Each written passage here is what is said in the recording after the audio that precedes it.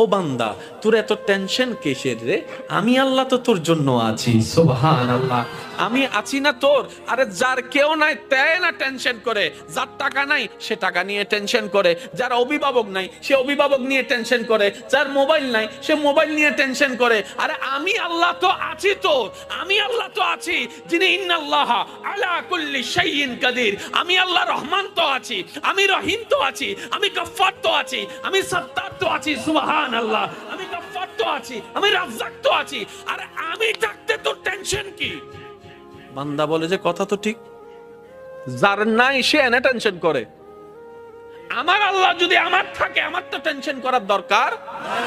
তার মানে আমি এতদিন টেনশন করেছি, আসলে আমি আমার আল্লাহকে রাখতে জানি নাই।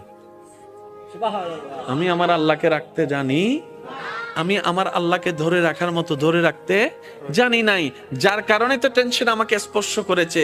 সেজন্য দেখবেন আল্লাহ ওয়ালা যারা হয়, মাথার উপর ছাদ নাই কিন্তু টেনশন ছাড়া মুখে হাসি আছে, পেটের মধ্যে খাবার নাই মুখের মধ্যে কিন্তু টেনশন ছাড়া হাসি আছে, যার উজ্জ্বল দৃষ্টান্ত এই পৃথিবীকে চাক্ষুষভাবে দেখিয়ে দিয়েছেন কারবালার ময়দানে ইমাম আলী মাকাম ইমাম হুসাইন রাদিয়াল্লাহু তাআলা। সুবহানাল্লাহ। পরিবার সবাই শত্রুদের তীরের ভিতরে ছিল, তলোয়ারের ভিতরে ছিল, কাফেলার মধ্যে খাবার নাই কিন্তু মুখে কোনো টেনশন নাই, পানি নাই কিন্তু মুখে কোনো টেনশন নাই, পরিবার শহীদ হচ্ছে মুখে কোনো টেনশন নাই। সগব জিজ্ঞেস করে, ও ইমাম হুসাইন, এই কঠিন মুহূর্ত আপনি এত খুশি মনে আছেন কিভাবে? ইমাম হুসাইন উত্তর দেয়, আমার মাওলা তো আমার সাথে আছে, আমার টেনশন করার দরকার কি? বান্দারে, তোমার অন্তর যখন ব্যথিত হয়ে যায়, উপশম করার মতো কেউ থাকে না। দুঃখ ভুলার জন্য যখন তুমি তোমার আপনা মানুষের হাতটা ধরে দুঃখ ভুলার চেষ্টা করো, 2 দিন পরে দেখা যায় সে আপনা মানুষটাই অন্যের সাথে হাত মিলিয়ে তোমার সাথে প্রতারণা করে, তোমাকে ধোঁকা দেওয়ার চেষ্টা করে। কথা বলেন ঠিক কি না?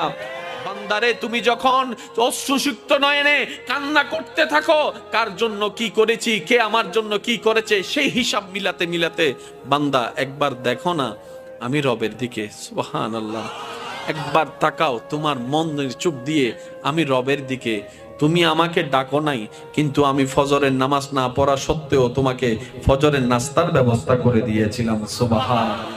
বান্দা, তুমি আমার জমিনে দাঁড়িয়ে 1000 গুনাহ করেছো আমার আদেশ অমান্য করে, কিন্তু আমি তোমার পা ভেঙে দিই নাই, বরং হাঁটার জন্য শক্তি দিয়েছি।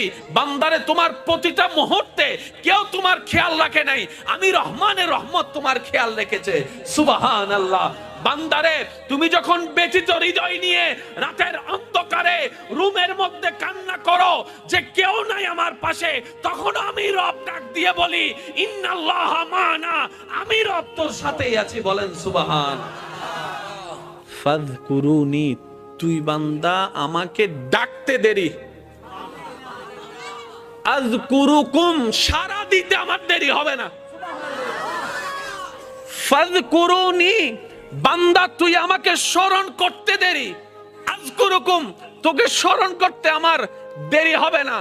এক কথায় ফাযকুরুনি, বান্দা অভাবে পড়ে তুই আমাকে স্মরণ কর, আযকুরুকুম, অভাব থেকে মুক্তি করার মাধ্যমে আমি তোকে স্মরণ করব। সুবহান। ফাযকুরুনি, বান্দা বিপদে পড়ে তুই আমাকে স্মরণ কর, আযকুরুকুম, বিপদ থেকে উদ্ধার করে মাধ্যমে আমি তোকে স্মরণ করব। ফাযকুরুনি, অসুস্থ হয়ে তুই আমাকে স্মরণ কর, আযকুরুকুম, তোকে আমি নিরাময় দিয়ে স্মরণ করব। সুবহানাল্লাহ। ফাযকুরুনি, তুই ঋণে পড়ে আমাকে স্মরণ কর, আযকুরুকুম, আমি ঋণ মুক্তি দেওয়ার মাধ্যমে তোকে স্মরণ করব। ফাযকুরুনি, তুই পারিবারিক অশান্তির মাধ্যমে আমাকে স্মরণ কর, আযকুরুকুম, শান্তি দেওয়ার মাধ্যমে আমি তোকে স্মরণ করব। ফাযকুরুনি, বউয়ের অত্যাচার, স্বামীর অত্যাচার, এলাকার অত্যাচার, পরিবারের অত্যাচার, বাবা চাচা মামার অত্যাচারে তুই ধৈর্য ধরে আমাকে স্মরণ কর।